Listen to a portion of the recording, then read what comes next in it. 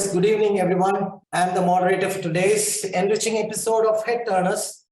Myself, Mezhi Selvan, fondly called as Mac. It's an absolute pleasure to be here today. BSL, along with AEPC as a collective body, are apprising the industry about adopting sustainability practices to enhance their competitiveness.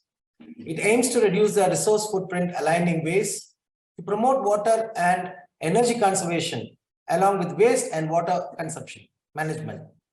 In this episode of Head Turners, we bring you the success stories of Tirupur. Tirupur has set a precedent by emerging as a truly sustainable apparel making hub and building a green statement. In this episode, the knitwear cluster has emerged as a completely transformed apparel manufacturing hub. Today, Tirupur is a completely zero liquid discharge garment cluster, and the water used by its dyeing and processing units is treated at common effluent plants and reused. Welcome to all of you in the room and also joining us online. I know that most of you must be knowing the industry experts we have on panel today. Just want to do a quick introductions for the rest of all panel staff. Our first speaker, Mr. Chandran, sir, no need introduction, but still, Mr. Chandran, sir, from Eastman Exports and DEA, Research and Development Process in-house. We have Mr. N. Chandran, sir, who is the chairman of Eastman Exports. He comes from a humble textile family and is a technocrat having vast knowledge in all the areas of apparel process, from farm to fashion. He is a highly passionate veteran about ESG and producing sustainable and eco-friendly textiles. He is also one of the key persons and who established the knitwear exports in India and is an active member in Textile Exchange. Chandran, sir, please. Hi, Meg. Hi, everyone. Can you hear me? Yes, yes. Yeah. Yes. Okay. Hi, everyone. Thanks, Mac, for organizing such a wonderful, BSL and AEPC, this meeting, Zoom meeting on sustainability and ESG. I'm happy to participate, and my greetings to everyone for participating in it. It's a wonderful occasion for all of us to first to understand what is sustainability and what is ESG. It's a big subject, and these are not a one-time subject which can be written and closed. It is a continuous process. It's a continuous evolution, and it's a buzzword nowadays among not only on apparel but on the global environment. See, Mac, you want to start with what we are doing, or what you want to hear on us? So you send me some specific. See, it's we all in apparel industry. We have to focus on certain critical areas like fibers, chemical management, and processing techniques, and during the end use, that is on the garment manufacturing. So the more area to be looked into is in the fiber and more chemical management. Chemical management is nothing but the dye house and finishing like garment washing, garment finishing, etc. So I set up a standard that we want to reach certain standard, where not only our customers and brands recognize, but also we should set up an example for the global standard. We were one of the best practices in the garment industry. So I thought that the best thing is to set up a first laboratory, because you have to test everything what you do is correct or wrong. So I set up a laboratory some 15 years back, 18 years back. It's a NABL, National Board of Laboratory Board Accreditation. We got it, and it continues to work very efficiently. And so we set up a standard for first the water. How we can, this is the most polluting area in our industry, the dye house pollution, mostly the water. The water has to be conserved first, and water has to be recycled, reused, and the impact on the water let out to the field or to the stream or to the river has to be totally cut off. So we started the zero liquid discharge way back, more than 2 decades back. We started, and we it's a continuous process. It's not a one-time solution. And do that, whatever the dyes and chemicals we are purchasing, even though it's, there are a lot of, certification process where banned substances are not allowed to be in the process of exports of garments. But, it's more than that. It's beyond that. It's beyond that. That means I don't believe in just, buy the dye stuff, chemicals and use it and just you put in a treatment plant and rectify it by some standard operation. It's very difficult. So what I said, that first we had to produce quality effluent. What is quality effluent? The harmful substances, some of the harmful substances which are even sneak through beyond banned substances, banned chemicals, has to be measured, has to be checked, has to be controlled. Some of them may be essential, some of them maybe can be eliminated. So what I did, I set up a digitization process long back. That means first, entire chemicals and dyes and chemicals has to be evaluated. I have gathered all the data and put everything into the system, that none of these chemicals can be brought into the process. The chemicals which are brought into the process has to be monitored and continuously assessed their impact on the treatment plant. So best producing effluent, that means best quality, will result in best results in treatment plant. That's how I started. Today we are very successful and continuous process happening, and we are connected with the Pollution Board of Tamil Nadu in government. It's a continuous monitoring, online monitoring, and the water is most of the water is recycled and reused. And the chemicals, some of the chemicals are recycled. That is like salt and all that, reused. Earlier, brain solution was reused and still being done in a small way, but thanks to the dryer, efficient dryer, to recover the chemicals and reuse it. That's one area. But when it comes to the process house, it's more related to the how we can do biological way of using processing, either in the pre-treatment or the dyeing or finishing. So what we did, we collaborated with some of the best, biochemical manufacturers in India. They did some good job. So we discussed with them, give us some nice product. So we do this. So then I realized that, to go through such things, we had to set up our own R&D, research and development. It's a government recognized, certified, and we stand as one of the best, best R&D in India on textile. So this is said about 10 years back. And we started doing continuous research and development of our own, also with collaborating with some of the dyes and chemicals manufacturer. Today we own, we submitted 80 patent, eight patent. We got 5 already approved, 3 in the process. So this is all about finishes on ecological, chemical process and biological process. So the biological process is involved in the how you take the fabric into the process. I come to the fabric, grades later on, the fiber later on. The process is nothing but, mostly chemical used and pre-treated, and in dyeing, chemical use is dyed, and finishing is done with the chemicals. It has to be done on a slow research and development, how we can eliminate some of the chemicals. So we started bioscouring. That means instead of using most of the caustic and those kind of harmful chemicals, removed and using mostly the biochemicals to pre-treat the fabric. Pre-treating the fabric is good, but you have to also say, do knitting with a more of a biological way of using the oils for knitting oils. So that has to be advised to the knitter or our own factories. So that's how it starts. And once bioscouring is done, then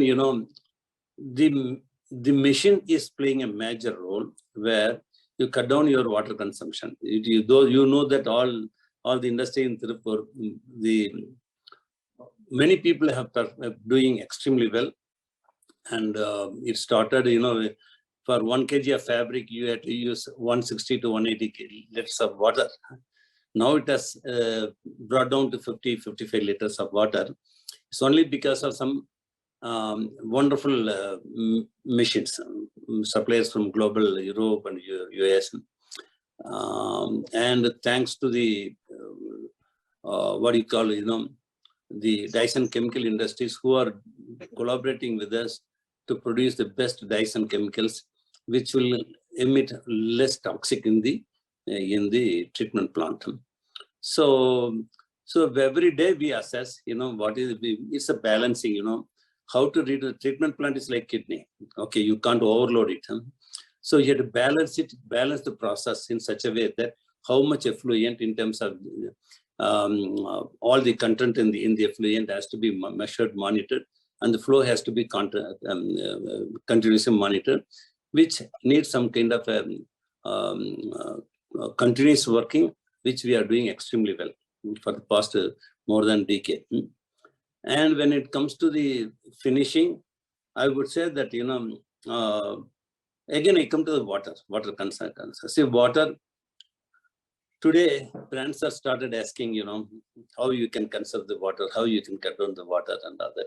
It's, I would appreciate the brands and the buying houses for, focusing on this subject, because it's a very important, not only for the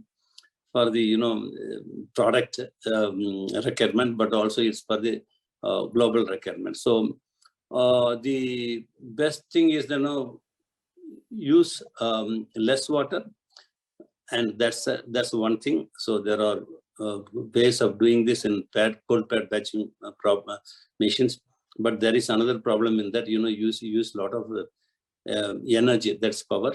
It's not bad, it's good. So we thought that we have to use this, because it's a less, you can't say fully less water, it has cut down the water. But the most important thing is saltless dyeing, that is reducing the chemicals, salt. So saltless dyeing is now we worked with, our R&D worked with Citra, South India Textile Research Association, in collaborative. We have been doing this for past 2 years, continuous trial and errors.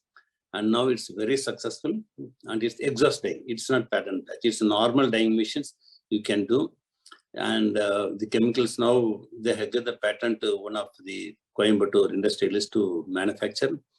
And I've been asked to be the active part, take part in that company, but I want to be only consumer, because I want to make any kind of a raise question and complaints. I have to be free to do that. So that trial and error is really, it's a move forward. It's a move forward. There are, techniques happening in the industry, waterless dyeing and all that. That's a far-fetching, what do you call, it's happening. It has happened already in some of the dyes in the Far East, but it will take a long time to reach to that standard. And then it comes to the, the emissions in the dye houses. The dye house emission is nothing but, flue gas that is from the boiler. It's one of the air pollution subject, even though we follow the strict norms of the government to contain the pollution, air pollution, with, follow the limit. That's one area, but we have to drastically reduce. That's our own commitment. So instead of doing coal, now we turn 45% of our energy comes from, we replace coal with biomass, biomass. And it's available in South India, especially within our region. And it's very handy for us to step into that. We want to convert that into, in another 2-3 years, we want to make it 100%, at least 80 to 90%. Then we have set up a goal of ESG, cutting down all coal zero emission to 0% by 2030. We set on our target, and we had to set our own target and the numbers, so then only we can work hard. So that I'm positive that can be done. Then when into the flue gas, you have, see, you can cut down even the energy by recycling the water which you use in the dye house. Hot water, we can recycle it. Energy can be taken back, preheat the boiler feed water, and boiler feed water, if you, some cases, instead of 30 to 40 degrees centigrade, it is now 80, 90 degrees centigrade. It cut down our consumption of fuel. And also the all entire power is sustainable. That's from either wind energy or from the solar energy, sustainable. So it's all it's beyond certain government or brands requirement. It's beyond. We have to set our own goal. We have to move forward. In this way, we collaborate very much with the experts in the industry, and our R&D is constantly working on two areas. One, the fiber. Another is the process. The process involves in the dye house knitting, from yarn, knitting, dyeing, and some garment washing, urban finishing, and to some extent into the garment manufacturing also. If you check out the fiber, that's where, we pay a lot of attention nowadays. Thanks to so many kind of market support, like, the circular economy, that's circularity government. We take the waste back to we do this with our nominated spinners, and also one well-known viscose manufacturer in India. We give back, we take the man-made fiber back, we do the garments out of that wonderful garments. And also we work with some of the spinners. We give back our all cutting waste, and it's been made into the yarn along with the PET bottle recycling.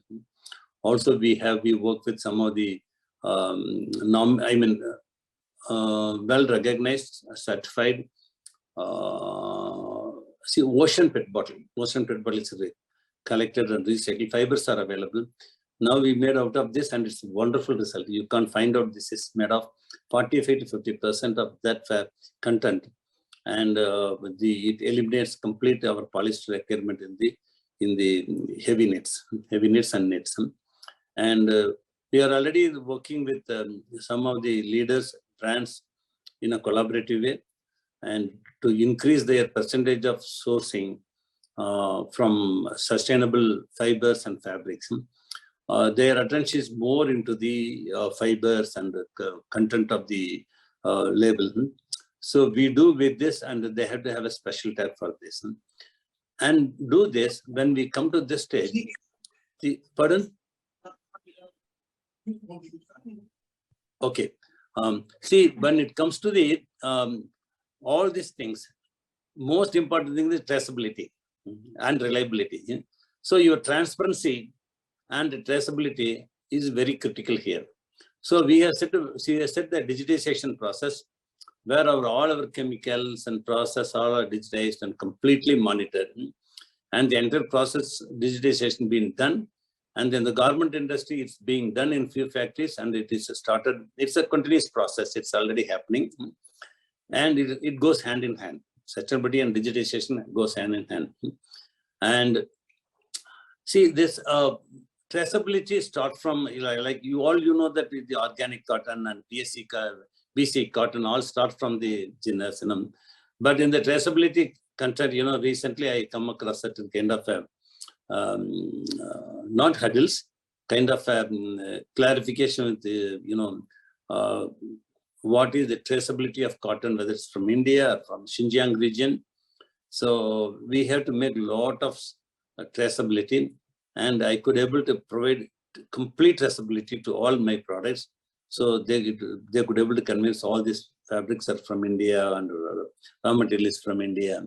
So traceability and is, you have to do the complete system, you have to have ERP system, you have to have complete traceability, separate software where you can pull out any garment from any retailer. You can go back to the source, the raw material source, and process, how the process is done, how the what are the chemicals used, and what kind of quantum we did.